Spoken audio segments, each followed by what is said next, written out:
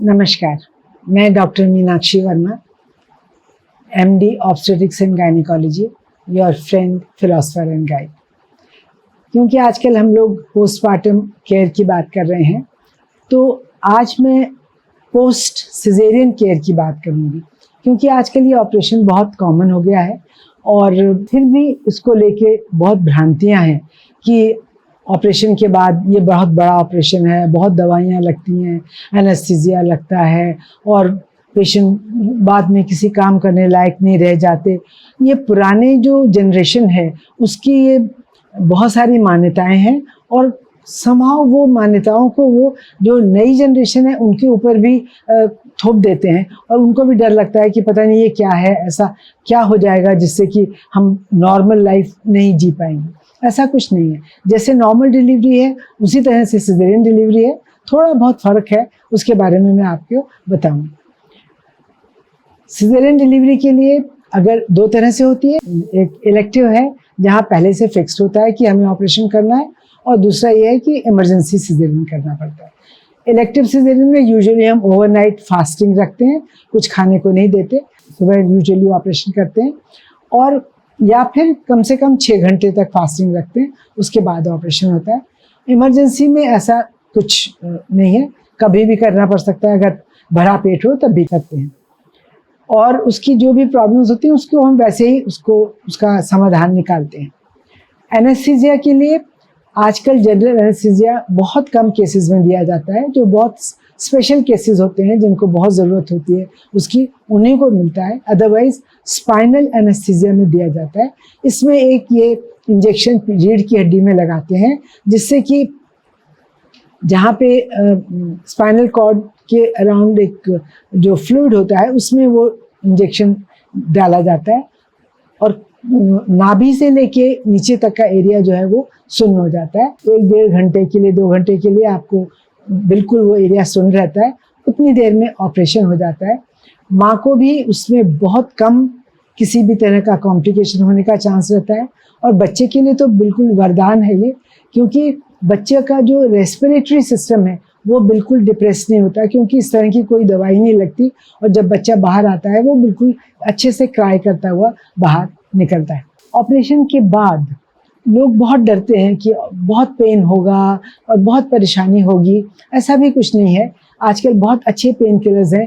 एक तो spinal anaesthesia का इफेक्ट ही बहुत देर तक रहता है, करीब 4-5 घंटे तक तो उसी का इफेक्ट रहता है, जिसमें आपको ज़्यादा पेन नहीं होता। And immediately after the operation हम इंजेक्शंस लगा देते हैं जिससे कि आपको पेन ना हो, और रात में सोने के टाइम कुछ ऐसे इंजेक्शंस देते हैं जिससे कि पेन भी ना हो और आपको नींद भी अच्छी आ जाए। फर्स्ट 12 आवर्स तक यूजुअली खाने के लिए कुछ नहीं देते हैं। कुछ लोग हैं जो 6 घंटे के बाद भी फ्लूइड्स अलाउ कर देते हैं। मैं पर्सनली 12 घंटे प्रेफर करती हूँ, उसके बाद ही ओरल फ्लूइड्स अलाउ करते हैं और वो भी बिल्कुल थिन फ्लूइड्स हैं, जैसे पानी दिया या चाय है जिसमें बहुत ज़्यादा दूध नहीं है, इस तरह की लिक्विड्स अलाउ करते हैं। फर्स्ट 24 आवर्स में यूजुअली लिक्विड्स ही देते हैं। उसके बाद एक बार जब गैस पास होने लगे और अच्छी बाउल साउंड्स आने लगती हैं तो फिर हम सेमी सॉलिड्स देते हैं, सॉफ्ट फूड दे सकते हैं।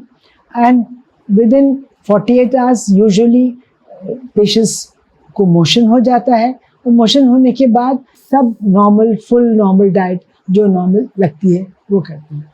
पहले 24 घंटों में क्योंकि पूरा अच्छी तरह से इंटेक नहीं हो पाता तो हम अलॉन्ग विद ओरल फ्लूइड्स हम आईवी फ्लूइड्स भी देते हैं, जिसमें कि 5% डेक्सट्रोज है या रिंगर लैक्टेट है या सलाइन है, ये चीज़ें देते हैं जिससे कि आपका जो फ्लूइड का इंटेक है वो बना रहे। कैथेटर भी डालते हैं ऑपरेशन के टाइम पे, जो यूजुअली 24 घंटे में निकाल देते हैं। कोई पेशेंट 24 घंटे बाद महसूस करते हैं कि हम नहीं उठ सकते, हमें बाथरूम नहीं जा पाएंगे, तो it can be extended to 48 hours also, पर उसके बाद तो बिल्कुल निकाल ही देते हैं। और जितनी देर कैथेटर भी पड़ा रहता है तब भी हम ये एडवाइस करते हैं कि पेशेंट बराबर मूवमेंट करते रहे, पैरों का मूवमेंट बराबर होता रहे, करवट लेते रहें, लंबी लंबी सांस लेते रहें, जिससे कि सर्कुलेशन बराबर बना रहे और पैरों में खून जमने की समस्या जो है वो ना हो सके। एंटीबायोटिक्स यूजुअली इंट्रावीनस देते हैं। 3 डेज के बाद यूजुअली एंटीबायोटिक्स भी बंद हो जाती हैं और 4-5 दिन के अंदर पेशेंट इस लायक हो जाते हैं कि उनको डिस्चार्ज कर दिया जाए। आजकल जो इंसिजन लगाते हैं ऑपरेशन के लिए वो भी लो ट्रांसवर्स इंसिजन बोलते हैं, जिसको नीचे की तरफ आड़ा इंसिजन होता है, जो कि बहुत ही कम पेन होता है जिसकी वजह से, और उसके जो स्कार है वो भी इतना पतला आता है कि बाद में कभी कभी दिखता भी नहीं है, कि मालूम भी नहीं पड़ता कि यहाँ ऑपरेशन हुआ था कि नहीं हुआ था। सिजेरियन के इमीडिएटली बाद आप बहुत झटके से उठना बैठना नहीं करें, चल फिर सकते हैं, बाथरूम जा सकते हैं यूरिन पास करने के लिए, और थोड़ा बहुत कमरे में या बाहर निकल के चल फिर सकते हैं। एब्डोमिनल बेल्ट का इस्तेमाल कर सकते हैं। एब्डोमिनल बेल्ट में क्या होता है कि आपका जो एब्डोमिनल मसल्स हैं, क्योंकि वीक हो गई हैं, उनको सपोर्ट मिल जाती है, बैक की मसल्स को सपोर्ट मिल जाती है, तो आपको इनिशियली कुछ दिनों में के लिए उठने बैठने में पेन नहीं होता, तो आपको अच्छी सपोर्ट मिल जाती है। लेकिन एज सुन एज पॉसिबल वो सपोर्ट को आपको छोड़ देना चाहिए, क्योंकि उसकी एक तो आदी नहीं होना चाहिए, और दूसरे इससे आपको ऐसा नहीं होगा कि पेट कम हो जाएगा, जैसा लोगों का ख्याल है कि एब्डोमिनल बेल्ट लगाने से पेट कम हो जाता है। ऐसा कुछ नहीं है। वो तो जितनी देर आपने बेल्ट लगाई है उतनी देर पेट अंदर है, जैसे ही आपने बेल्ट खोली वो पेट बाहर की तरफ आ जाता है। तो उसके लिए आप ये मत सोचिए कि उसको आपका परमानेंट उसका कोई इलाज है। ऑपरेशन के बाद पेट की मालिश बिल्कुल नहीं करानी है, क्योंकि वहाँ पे जो एरिया है वो अभी रॉ है।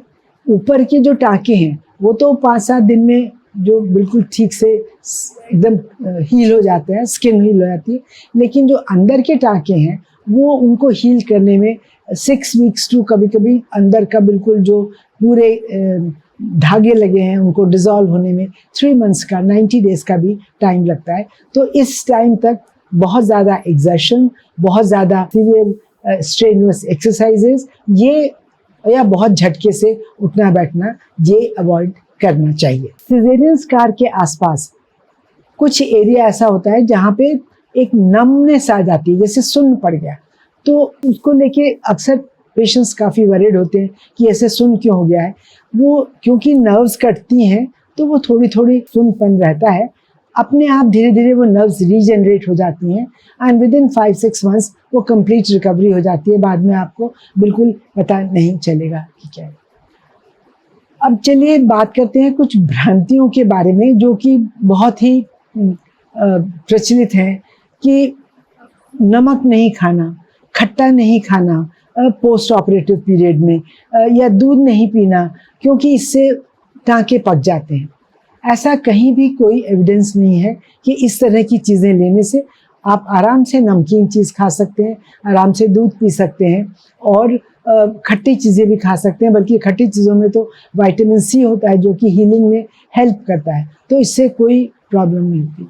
नहाने का जहाँ तक सवाल है, 5-7 दिन के बाद जब भी पेशेंट्स घर जाते हैं, हम 7 दिन में पूरी जो उसकी ड्रेसिंग है पूरी खोल देते हैं, और जब एक बार ड्रेसिंग खुल गई और उसमें कोई डिस्चार्ज या कोई लिक्विड या कोई ब्लड कुछ नहीं आ रहा, बिल्कुल ड्राई है, आराम से आप उसमें नहा सकते हैं। नहा के पानी साबुन अच्छा लगा सकते हैं।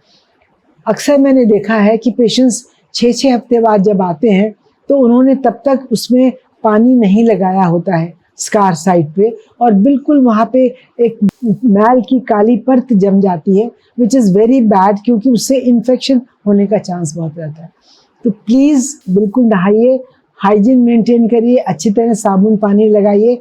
अगर उसमें से कहीं कोई डिस्चार्ज वगैरह हो रहा है स्टिच लाइन में से, तो डेफिनेटली आपको डॉक्टर को आके दिखाना है या ड्रेसिंग कराने की ज़रूरत है तो ड्रेसिंग कराना है, अदरवाइज नहीं। अक्सर पेशेंट्स पूछते हैं कि खाने के लिए कुछ देते ही नहीं है, हमें सिर्फ लौकी, गिलकी, मूंग की दाल, पालक, बस यही खाना उनको 1.5 महीने, 2 महीने, 3 महीने ये चलता रहता है क्योंकि ऑपरेशन हुआ है। ऐसा कुछ भी नहीं है। फुल नॉर्मल डाइट, आप घर जाने के बाद पेशेंट को फुल नॉर्मल डाइट मिलनी चाहिए, क्योंकि अगर ऐसा नहीं होता है तो उनकी हीलिंग उतनी अच्छी नहीं होती। जब सब कुछ खाएंगे डाइट में तो हर तरह का न्यूट्रिशन मिलता है और हीलिंग भी उतनी अच्छी होती है। बहुत ज़्यादा एक्सर्शन करना एडवाइजेबल नहीं है, लेकिन इसका मतलब ये नहीं कि बिस्तर पे लेटे रहें कि ऑपरेशन हुआ है तो हमें उठना नहीं है। आप आराम से घर में चलिए फिरिए, अपना काम करिए पूरा, और बच्चे का पूरा काम कर सकते हैं। हाँ, घर का काम आप 6 वीक्स तक अवॉइड करिए, और बहुत स्ट्रेन्यूअस काम जो है वो 3 महीने तक अवॉइड करें। अक्सर जो घर की बुजुर्ग महिलाएं हैं उनको इस बात की बड़ी फिक्र होती है कि हम ऑपरेशन हुआ है तो लड्डू और हरीरा ये सब कैसे कब खिलाएं एंड ऑल दैट। एक्चुअली कोई ऐसा फिक्स रूल नहीं है। जब भी पेशेंट का डाइजेशन अच्छा महसूस हो उसको कि मजबूत है, हफ्ते 10 दिन के बाद आप इजीली दे सकते हैं, लड्डू भी दे सकते हैं, हरीरा भी दे सकते हैं, लेकिन ये सब चीज़ें बहुत एक लिमिटेड मात्रा में ही देनी चाहिए, बहुत ज़्यादा नहीं। तो इन शॉर्ट ये है कि सिजेरियन डिलीवरी कोई बड़ी भारी चीज़ नहीं है। उसको लेके ना तो कोई बड़ा इशू बनाना चाहिए कि ऑपरेशन से डिलीवरी हुई है, मैं तो ऑपरेशन वाली हूँ, मैं तो कुछ नहीं कर सकती, या ये तो कुछ नहीं कर सकती। ये भ्रांतियाँ, ये धारणाएं बिल्कुल निकालनी चाहिए। 3 महीने के अंदर हर महिला जिसका ऑपरेशन हुआ है और कोई बड़ा कोई ख़ास कॉम्प्लिकेशन ना हुआ हो, वो आराम से अपने रूटीन लाइफ में वापस आ सकती है। मुझे आशा है आपको ये इन्फॉर्मेशन अच्छी लगी होगी। अगले हफ्ते फिर एक नए पोस्टमार्टम कॉम्प्लिकेशन के साथ मिलेंगे। तब तक के लिए धन्यवाद।